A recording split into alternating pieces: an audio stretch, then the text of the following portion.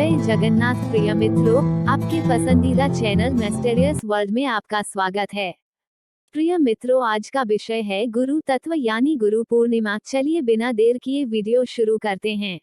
प्रिय मित्रों, गुरु पूर्णिमा सनातन धर्म के संस्कृति और परंपरा है। ऐसा भी माना जाता है कि व्यास पूर्णिमा वेदव्यास के जन्मदिन के रूप में मनाया जाता है। आषाढ़ मास की पूर्णिमा को गुरु पूर्णिमा कहते हैं। इस दिन गुरु पूजा का विधान है। गुरु पूर्णिमा वर्षा ऋतु के आरंभ में आती है। इस दिन से 4 महीने तक परिव्राजक साधु संत एक ही स्थान पर रहकर ज्ञान की गंगा बहाते हैं। ये 4 महीने मौसम की दृष्टि से भी सर्वश्रेष्ठ होते हैं।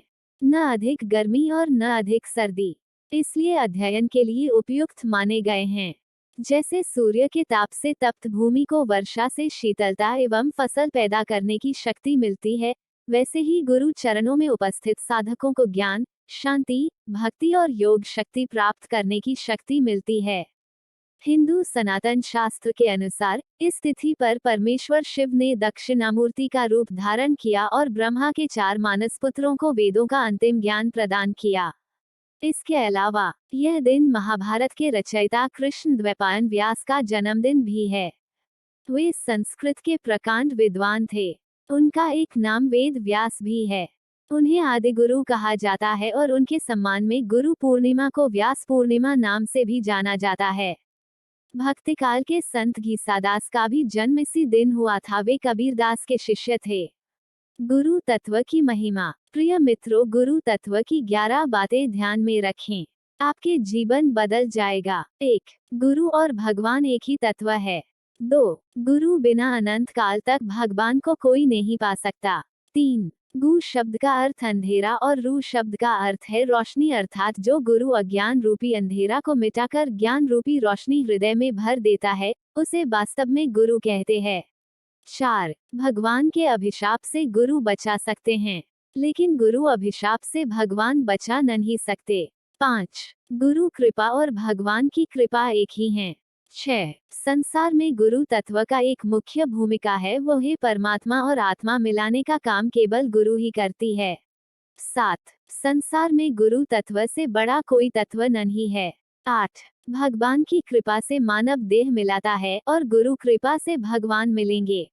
9. जो गुरु भगवान से मन लगाने का उपदेश देते हैं, वो गुरु वास्तव गुरु होता है। 10. गुरु एक ऐसा दिव्य तत्व है जिसको ब्रह्मा विष्णु महेश्वर भी नहीं जानते। 11. असली गुरु वह होता है जो दूसरे को आपन शिष्य नहीं बनाता।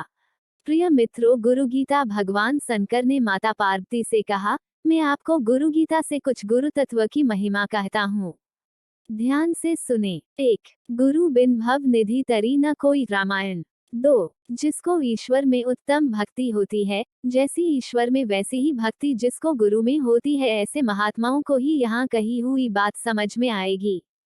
3. जगत गूढ़ अविद्यात्मक माया रूप है और शरीर अज्ञान से उत्पन्न हुआ है। इनका विश्लेषणात्मक ज्ञान जिनकी कृपा से होता है, उस ज्ञान को गुरु कहते हैं। 4. गुरुदेव की सेवा ही तीर्थराज गया है। गुरुदेव का शरीर अक्षय वट वृक्ष है। गुरुदेव के श्रीचरण भगवान विष्णु के श्रीचरण हैं, वहां लगाया हुआ मन तदाकार हो जाता है। 5. गु शब्द का अर्थ है अंधकार अज्ञान और रू शब्द का अर्थ है प्रकाश ज्ञान अज्ञान को नष्ट करने वाला जो ब्रह्मरूप प्रकाश है, वो गुरु है, इसमें कोई संशय नहीं है। 6. गु कार अंधकार है और उसको दूर करने वाल रूपकार है, अज्ञान रूपी अंधकार को नष्ट करने के कारण ही गुरु कहलाते हैं। 7. गु कार से गुणातीत कहा जाता है, रूपकार से रूपातीत कहा जाता है, गुण और रूप से पर होने के कारण ही गुरु कहलाते हैं। 8. गुरु शब्द का प्रथम अक्षर गु माया आदि गुणों का प्रकाशक है और दूसरा अक्षर रूकार माया की भ्रांति से मुक्ति देने वाला परब्रह्म है। 9. 7 समुद्र पर्यंत के सर्व तीर्थों में स्नान करने से जितना फल मिलता है, वो फल श्री गुरुदेव के चरणामृत के एक बिंदु के फल का 1000वां हिस्सा है। 10. गुरु शब्द का गु अक्षर गुणातीत अर्थ का बोधक है और रू अक्षर रूपहित स्थिति का बोधक है। ये दोनों गुणातीत और रूपातीत स्थितियां जो देते हैं, उनको गुरु कहते हैं। 11. गुरु सेवा से विमुख गंधर्व, पितरी, यक्ष, चारण, ऋषि, सिद्ध और देवता आदि भी मुक्त नहीं होंगे। 12 गुरुदेव के समक्ष जो हुंकार शब्द से बोलता है अथवा गुरुदेव को तू कहकर जो बोलता है वह निर्जन मरुभूमि में ब्रह्मराक्षस होता है। 13 सदा गुरुदेव का ध्यान करने से जीव ब्रह्म में हो जाता है, वो किसी भी स्थान में रहता हो फिर भी मुक्त ही है, इसमें कोई संशय नहीं है। 14 ब्रह्मा विष्णु शिव सहित समग्र जगत गुरुदेव में समाविष्ट है, गुरुदेव से अधिक और कुछ भी नहीं है, इसलिए गुरुदेव की पूजा करनी चाहिए। 15 श्री सद्गुरु के चरणामृत का पान करने से और उसे मस्तक पर धारण करने से मनुष्य सर्व तीर्थों में स्नान करने का फल प्राप्त करता है।